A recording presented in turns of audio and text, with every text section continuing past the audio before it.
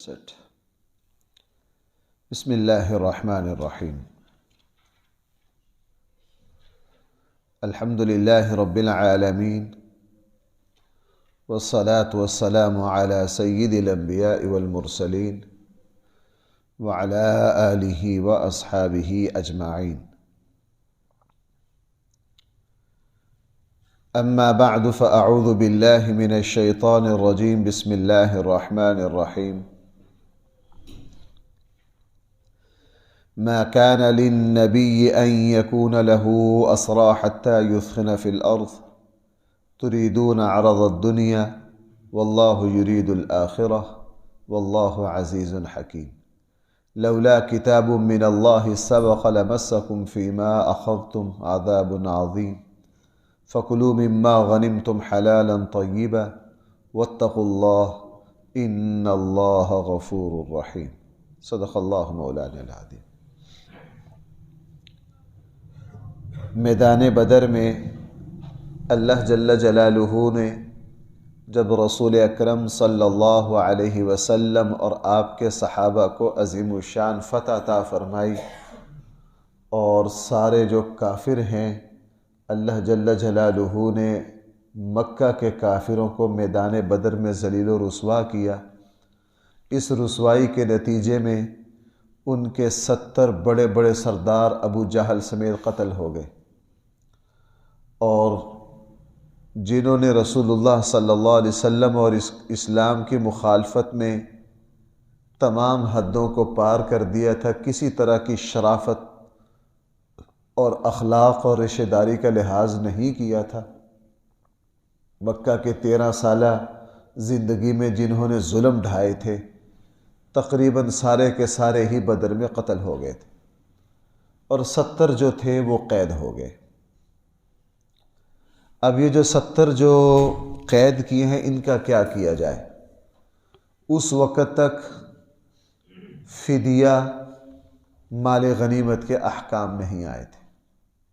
سورہ محمد صلی اللہ علیہ وسلم میں آگے جا کے 25ویں پارے میں اس کے احکام ہیں، 26ویں پارے میں وہ صورت بعد میں اتری۔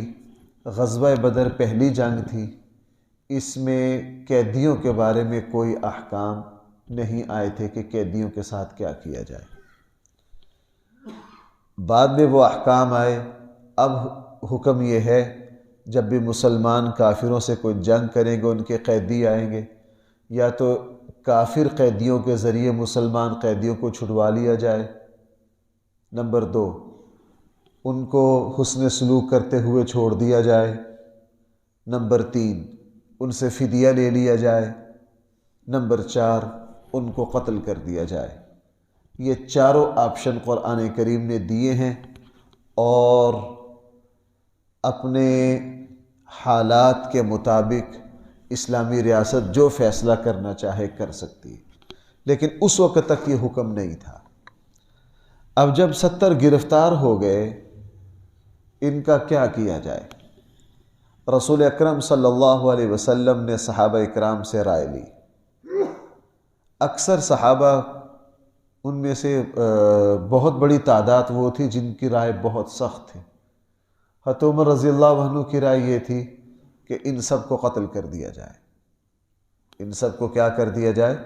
قتل کر دیا جائے، اور جو جس کا رشتہ دار ہے ہر کوئی اپنے اپنے رشتہ دار کو قتل کرے، تاکہ آئندہ سے کسی کی جرت نہ ہو کہ وہ اللہ اور اس کے رسول کے مقابلے پر آئے۔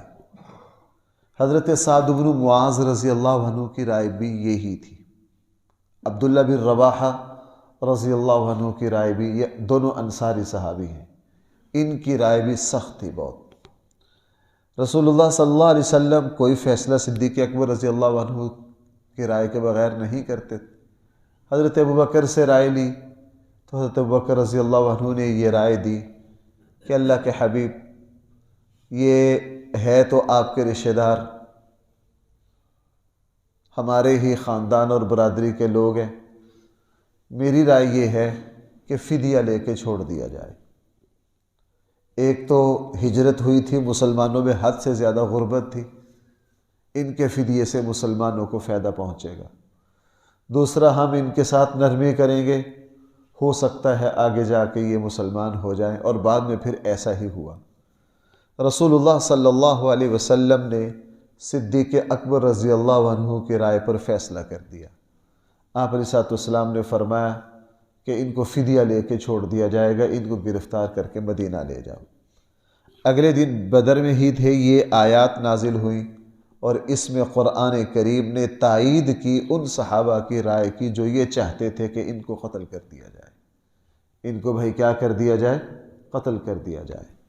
رسول اللہ صلی اللہ علیہ وسلم سے بھی قرآن کریم نے، اللہ تعالیٰ نے ایک محبت بھرا خطاب فرمایا، تنبیہ فرمائی، اور بلکہ حدیث میں یہ ہے کہ رسول اللہ صلی اللہ علیہ وسلم اگلے دن جب یہ آیات اتری تو حضرت ابو بکر اور رسول اللہ صلی اللہ علیہ وسلم رو پڑے ان آیات پر۔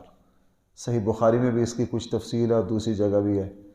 حضرت عمر رضی اللہ عنہ آئے، آ کے پوچھا آپ دونوں بزرگ کیوں رہے ہیں، کیا بات ہے، مجھے بھی اس کا سبب بتاؤ۔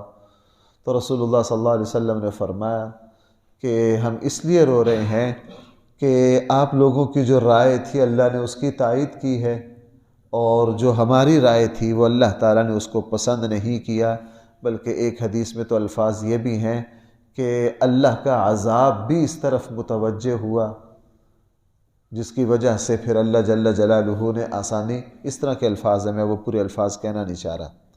بہرحال تو چونکہ اس وقت تک احکام نہیں آئے تھے، اس لیے قرآن کریم نے اسی کو پسند کیا کہ نبی کے لیے مناسب یہی ہے کہ جب ان کے پاس کوئی قیدی ہو وہ ان کے خون کو زمین پر اچھی طرح بہائیں تاکہ کفر کی شان و شوکت ٹوٹ جائے، آئندہ سے کسی کو جرت نہ ہو۔ رسول اللہ صلی اللہ علیہ وسلم نے پھر ان قیدیوں کو حکم دیا کہ ان کو مدینہ ساتھ لے جائیں، اور صحابہ اکرام یہ 70 قیدی گرفتار کر کے مدینہ لے آئے۔ ان میں رسول اللہ صلی اللہ علیہ وسلم کے چچا حضرت عباس بھی تھے، رسول اکرم صلی اللہ علیہ وسلم کے داماد ابو العاص بن ربیع بھی تھے، رسول اللہ صلی اللہ علیہ وسلم کے تایا کے بیٹے نوفل بھی تھے، اور رسول اللہ صلی اللہ علیہ وسلم کے چچا ابو طالب کے بیٹے حضرت عقیل بھی تھے جو حضرت علی کے بڑے بھائی ہیں، وہ بھی تھے۔ ان سب کو گرفتار کر لیا گیا، اور رسول اللہ صلی اللہ علیہ وسلم نے پھر ان کے اوپر 40 اوقیہ چاندی فدیہ ان کے اوپر لازم کیا، جو تقریباً 1600 درہم بنتے تھے اس زمانے کے چاندی کے، کہ یہ اپنا فدیہ دیں۔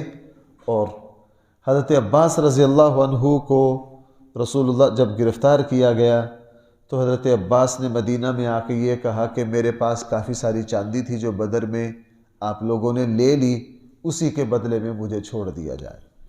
رسول اللہ صلی اللہ علیہ وسلم نے فرمایا نہیں چچا، تم وہ جو چاندی لے کر آئے تھے وہ تو کافروں کے لیے لے کر آئے تھے، وہ تو آپ کی معاونت تھی کن کے لیے؟ کافروں کے لیے، وہ مال غنیمت ہے، اس کے بدلے میں آپ کو نہیں چھوڑا جائے۔ رسول اللہ حضرت عباس نے عرض کیا جی میرے پاس تو اور کچھ نہیں ہے، میں سارا کچھ جو تھا وہ چاندی آپ لوگ مجھ سے لے چکے ہیں۔ رسول اللہ صلی اللہ علیہ وسلم نے فرمایا چچا وہ مال کہاں ہے جو آپ بدر آتے ہوئے آپ اور آپ کی اہلیہ فلاں جگہ چھپایا ہے، اور آپ اپنی اہلیہ سے یہ وصیت کر کے آئے ہیں کہ اگر میں بدر میں قتل ہو گیا تو میرے بچوں میں اس طرح تقسیم کر دینا۔ جب یہ بات کہی تو حضرت عباس چونکہ حضرت عباس کو پتہ تھا کہ اس بات کا مجھے اور میری اہلیہ کے علاوہ اور کسی کو پتہ نہیں ہے۔ رسول اللہ صلی اللہ علیہ وسلم اس وقت صحابہ کرام نے عرض کیا کہ جی ہماری رائے یہ ہے کہ حضرت عباس آپ کے چچا ہیں، ان کو ویسے ہی چھوڑ دیا جائے۔ رسول اللہ صلی اللہ علیہ وسلم نے فرمایا نہیں، یہ مالدار ہیں، فدیہ دے کر جائیں گے۔ تو حضرت عباس نے اپنا فدیہ دیا، حضور نے فرمایا آپ اپنے 2 بھتیجوں کا فدیہ بھی دو۔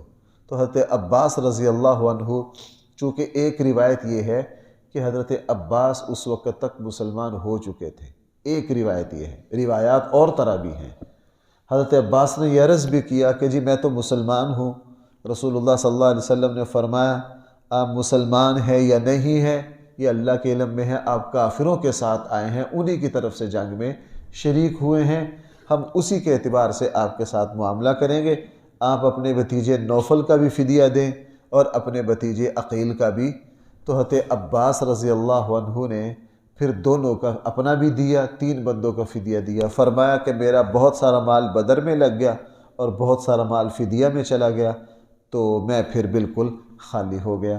سب نے فدیہ دیا۔ فدیہ دینے کے بعد پھر یہ قیدی چھوٹ کر گئے۔ صرف رسول اللہ صلی اللہ علیہ وسلم کے داماد ابو العاص بن ربیع جو تھے، چونکہ ان کے پاس تھا کچھ نہیں اور مکہ میں ان کا ہے بھی کوئی نہیں تھا، ان کی خالہ کہہ لیجئے یا بعض نے پھوپھی کہا ہے، حضرت خدیجہ الکبریٰ رضی اللہ عنہا، وہ بھی دنیا سے رخصت ہو گئی تھی، رسول اللہ صلی اللہ علیہ وسلم کی زوجہ مطہرہ، اور پیچھے صرف حضور علیہ السلام کی بیٹی حضرت زینب تھی، چونکہ حضرت زینب تو مسلمان تھی اور حضرت زینب کے پاس تھا بھی کچھ نہیں، رسول اللہ صلی اللہ علیہ وسلم کو بھی پتہ تھا۔ تو پھر رسول اللہ صلی اللہ علیہ وسلم صحابہ اکرام نے یہ رائے دی کہ آپ ان کو چھوڑ دیں، آپ ان کو کیا کریں۔ لیکن کافی دن حضرت ابو العاص بن ربیع کو گرفتار رکھا گیا، پھر وہ ہار والا واقعہ پیش آیا۔ صحابہ اکرام پہلے ہی اصرار کر رہے تھے، پھر ان کو چھوڑ دیا گیا، اور ان کا فدیہ یہ تھا کہ آپ مکہ جاتے ہی رسول اللہ صلی اللہ علیہ وسلم نے فرمایا کہ میری بیٹی حضرت زینب کو آپ مدینہ بھیج دیں گے، اور حضرت ابو العاص بن ربیع نے ایسے ہی کیا۔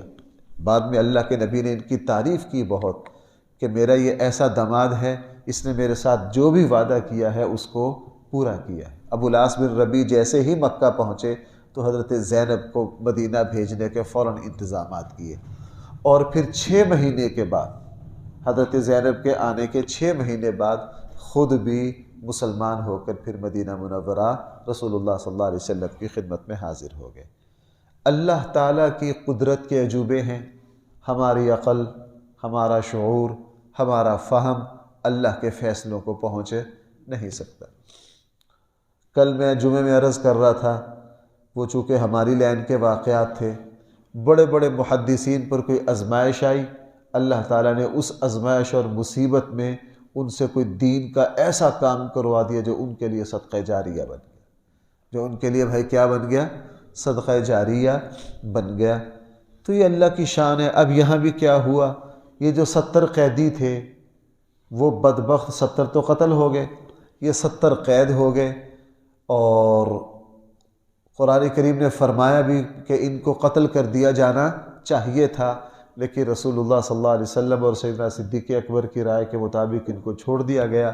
اللہ کی قدرت کا عجوبہ دیکھیے کہ بعد میں یہ 70 کے 70 مسلمان ہو گئے۔ یہ 70 کے 70 کیا ہو گئے؟ مثلا حضرت عباس مسلمان ہو گئے، حضور کے تایا کے بیٹے نوفل مسلمان ہو گئے، رسول اللہ صلی اللہ علیہ وسلم کے چچا کے بیٹے عقیل مسلمان ہو گئے، رسول اللہ صلی اللہ علیہ وسلم کے داماد ابو العاص بن ربیع مسلمان ہو گئے۔ حتیٰ کہ عجیب بات یہ ہے کہ حشام بن حارث، بھائی میری بات سننا،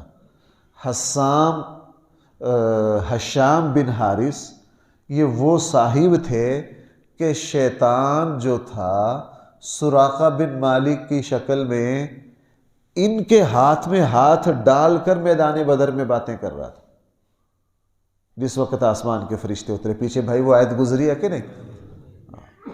حشام بن حارث کے ہاتھ میں ہاتھ ڈال کے سراقہ کی شکل میں کیا کر رہے تھے؟ شیطان باتیں کر رہا تھا۔ آسمان سے اترے فرشتے، جب آسمان سے اترے نا فرشتے تو شیطان نے ہاتھ چھڑایا۔ حشام نے کہا کدھر؟ اس نے کہا جناب پیچھے کہتا ہے انی ارا ما لا ترون انی اخاف اللہ، جو میں دیکھ رہا ہوں وہ تم نہیں دیکھ رہے۔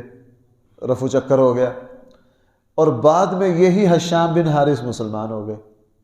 انہوں نے پھر ساری تفصیل بتائی۔ حضرت حشام بن حارث یہ کہتے ہیں، حضرت حشام بن حارث یہ کہتے ہیں کہ شیطان میرے ہاتھ میں ہاتھ ڈال کر باتیں کر رہا تھا، فرشتے اتر رہے، بھاگ گیا، میں قید ہو گیا، رہائی ملی، تو مکہ جاتے ہی میں نے لوگوں کو ساری بات بتائی کہ اس وقت سراقہ بن مالک میرے ہاتھ میں ہاتھ ڈالے کھڑے تھے۔ کہنے لگا میں پھر کچھ لوگوں کو لے کے گیا سراقہ کے پاس، ان سے ملا، جی آپ بدر میں میرے ساتھ کھڑے تھے، اس طرح کھڑے تھے۔ سراقہ نے کہا بھتیجے تھوڑی غلطی لگی ہوگی، میں نہیں گیا، میرے سارے قبیلے سے پوچھ، میں تو ادھر ہی تھا۔ میرے سارے قبیلے سے پوچھ میں تو کہاں تھا، میں تو ادھر ہی تھا، میں تو گیا ہی نہیں بدر۔ آپ سارے مکہ نے، اور میں نے عرض کیا سارے مکہ نے شکوہ کیا تھا، سراقہ نے صفائی دی کہ میں تو بدر گیا ہی۔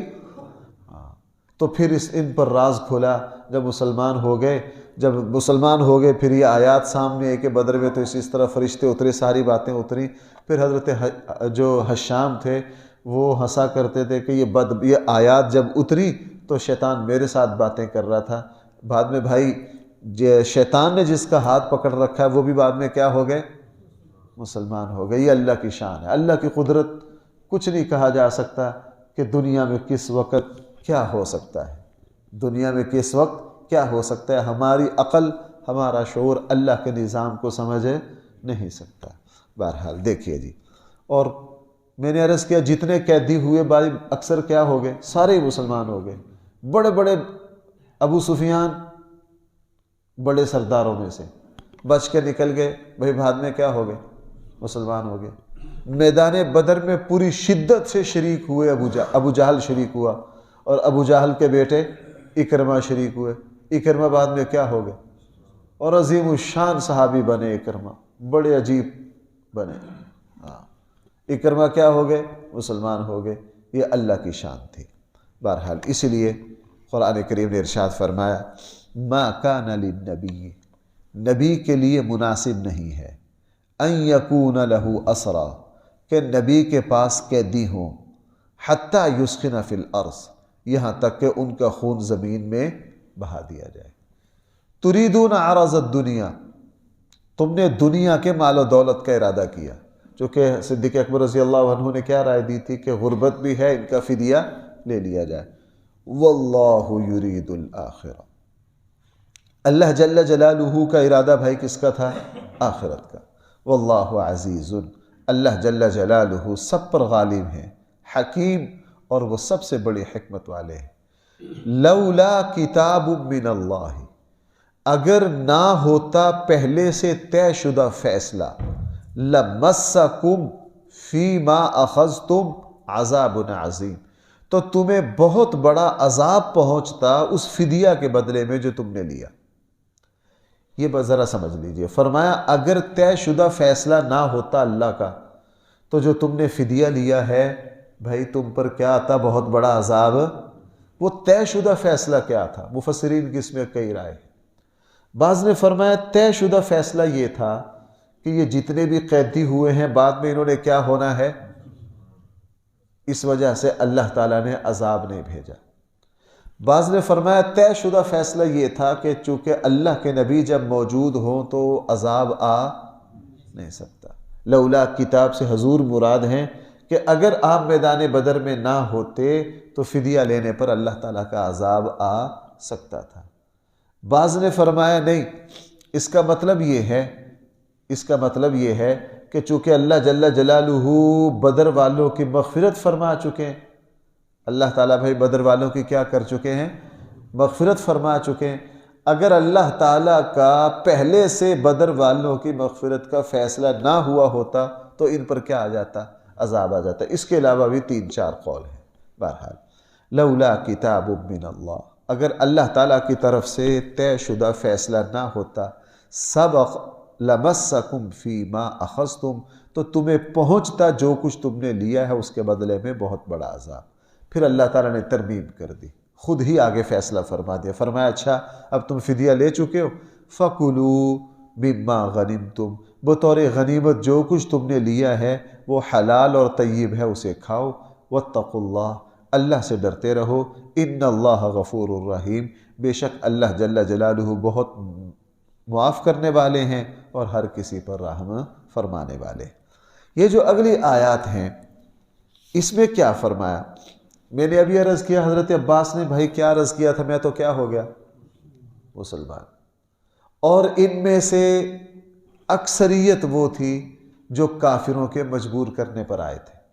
میں نے کئی مرتبہ یہ بات عرض کی ہے، حضور کے خاندان میں سے ابو لہب بدبخت اور اس کی بیوی کے علاوہ کسی نے اللہ کے نبی کو دکھ نہیں دی۔ بنو ہاشم میں سے بہت سے لوگ اگرچہ مسلمان لیٹ ہوئے لیکن مثلا رسول اللہ صلی اللہ علیہ وسلم کے چچا حضرت عباس بہت بعد میں مسلمان ہوئے، لیکن مکی زندگی میں کبھی بھی صحابہ اکرام اور مسلمانوں کو کبھی بھی پریشان نہیں کیا۔ بنو ہاشم کو اللہ تعالیٰ نے یہ عزت بخشی۔ اب یہاں حضرت عباس بھی پکڑے گئے، اور حضرت عباس کا بہت سارا مال بدر میں لگ گیا۔ نہ لگاتے تو ابو جہل مجبور کرتے کہ تم مکے کے سردار ہو، اس جنگ میں پیسہ دو، چونکہ قومی جنگ ہے۔ بھائی یہ کیا ہے؟ قومی جنگ ہے۔ یہ اس زمانے کی جنگیں اس طرح تھی جس طرح ہمارے یہاں قومیت کی بنیاد پر الیکشن ہوتے ہیں نا، برادریاں پیسے لگاتی ہیں، ہر کسی نے لگانا ہوتا ہے، ہر کسی نے لگانا ہوتا ہے۔ اچھا، بہت سارا پیسہ حضرت عباس کا بھائی کس میں چلا گیا؟ فدیہ دینے میں، پھر اپنے بھتیجوں کا بھی فدیہ۔ حضرت عباس نے فرمایا بدر کے بعد میں بالکل خالی ہو گیا، میرا سارا مال۔ قرآن نے فرمایا اے نبی جی، یہ جو تمہارے پاس قیدی ہیں نا، اگر ان کے دلوں میں اللہ نے کوئی خیر دیکھی تو اللہ تعالیٰ اس کا بدلہ ان کو دے دے گی۔ یہ اشارہ تھا اس طرف کہ ان قیدیوں میں سے اکثر وہ ہیں جو تقریباً اسلام کی طرف کیا ہے؟ مائل ہیں، لیکن اب پکڑے گئے ہیں، ان کو فدیہ دینا پڑے گا، لیکن اللہ جل جلالہ ان کو ان کا بدلہ دے دیں گے۔ حضرت عباس پھر فرمایا کرتے تھے کہ مجھے تو یہ لگتا ہے یہ ایتیں اتری ہی میرے بارے میں ہیں، میں بدر میں بالکل خالی ہو گیا، اور بالکل خالی ہو کر قید کاٹ کر پھر مدینہ منورہ مکہ پہنچا۔ اللہ جل جلالہ نے مکہ آ کر آہستہ آہستہ پھر مجھے اتنی برکتیں دینا شروع کی، اتنی برکتیں دیں۔ بعد میں تو پھر حضرت عباس جو تھے وہ عرب کے بڑے مالداروں میں شمار ہوئے۔ فرمایا کہ یہ جو بدر میں اللہ تعالیٰ نے ہم قیدیوں کے ساتھ وعدہ کیا تھا، ہم نے پھر دیکھا اللہ نے وہ بھی پورا کر دیا۔ میری جتنا مال لگا تھا وہ سارا پورا ہو گیا۔ پھر میرے 20 غلام تھے جو کاروبار کرتے تھے، اور اللہ تعالیٰ مجھے ان کے ذریعے خوب نفع دیتے تھے۔ اس لیے فرمایا یا ایھا النبی، اے نبی جی، قل آپ کہہ دیجئے، لمن ان قیدیوں کو، فی ایدیکم من الاسریٰ، یہ من الاسریٰ کا ترجمہ میں نے لمن کے ساتھ کر دیا، ان قیدیوں کو کہہ دیجئے تو تمہارے قبضے میں ہیں۔ کیا کہہ دیجئے؟ یہ بات، ان یعلم اللہ فی قلوبکم خیرا، اگر اللہ تعالیٰ جانے تمہارے دلوں میں کوئی خیر، یؤتکم خیرا، اللہ جل جلالہ تمہیں عطا کر دیں گے اس سے بہت بہتر جو کچھ تم سے لیا گیا ہے۔ اور ساتھ ساتھ کیا کر دیں گے؟ بھائی اگلا جملہ دیکھیے، ساتھ ساتھ کیا کر دیں گے اللہ تعالیٰ تمہیں؟ حضرت عباس فرمایا کرتے تھے کہ پچھلا وعدہ تو اللہ نے میرے ساتھ کر دیا پورا، میرا بدر میں سارا مال لگ گیا، بعد میں اللہ نے مجھے اتنی برکتیں دیں کہ میں عرب کی ساری تلافی، بدر کی ساری تلافی کر دی، اللہ نے سینکڑوں گنا بڑھا کے مال دے دیا۔ حضرت عباس فرمایا کرتے تھے یہ دنیا کا وعدہ تو اللہ نے کر دیا میرے ساتھ پورا، یغفر لکم یہ آخرت کا وعدہ ہے، اور اللہ تعالیٰ کبھی بھی اپنے وعدے کو توڑتے نہیں کہ آدھا پورا کر دیں آدھا نہ کریں، تو انشاءاللہ اللہ تعالیٰ مجھے آگے بھی کیا کر دیں گے۔ اور بھائی یہی معاملہ ہے، اللہ جل جلالہ ایسا نہیں کہ کوئی پورا پیکج دیں، آدھا پورا کر دیں آدھا نہ کریں۔ وہ جیسے ایک محدث ہے نا، وہ یہ دعا پڑھا کرتے تھے، اللہم اغفر لی وارحمنی واہدنی، اور اس کا ایک دوسری طرح ووسع لی فی داری وبارک لی فی رزقی۔ وہ کہا کرتے تھے کہ اس میں ووسع لی فی داری، اس کا تعلق بھی دنیا سے ہے، اور رزق کی وسعت بھی بھائی کس کے؟ بھائی آپ سمجھ آ رہی ہے میری بات؟ وہ اس دعا میں 3 باتیں اللہ کے نبی نے فرمائی، اے اللہ مجھے بخش دیجئے، میرے گھر کو وسعت دے دیے، اور مجھے کیا عطا فرمائیے؟ رزق۔ وہ کہا کرتے تھے کہ اللہ نے 3 باتیں کی ہیں، 2 دنیا میں میرے ساتھ پوری کر دی ہیں، تو یہ کیسے ہو سکتا ہے کہ اللہ 2 تو دنیا میں پوری کر دیں میرے ساتھ، تیسری چھوڑ دیں؟